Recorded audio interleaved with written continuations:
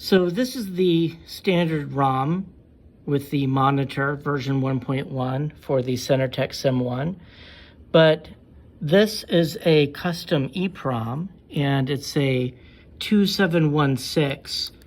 If anyone knows what SPP2 might be, let me know. This was owned by composer Richard Teitelbaum. I suspect it may be a program he used in his performances, but I'm not sure.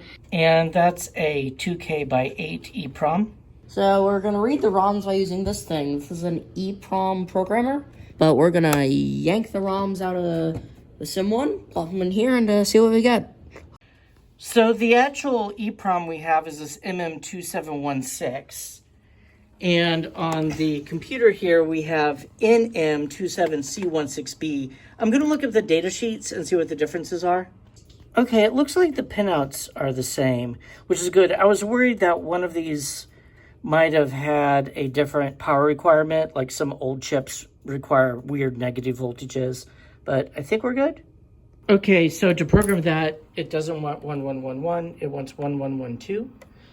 I would shut the thing off first.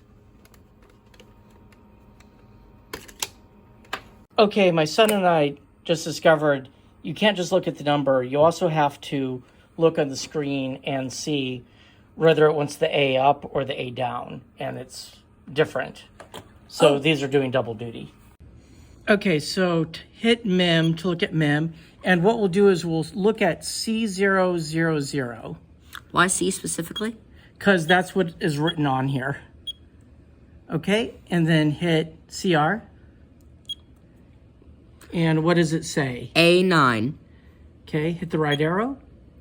01. And hit it again.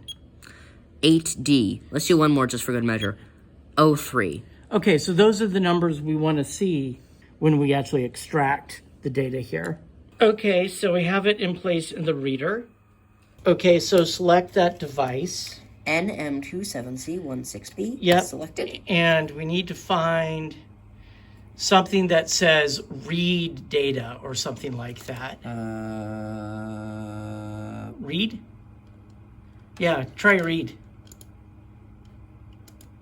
Read operation successful. Okay, cool. Let's look at the buffer. What's the buffer do? A9, 01, 8D, 03. I think these are our numbers. Those are the numbers we read. Wait, really? You sure? I think so. We'll look at the footage and double check, but I think those are the numbers.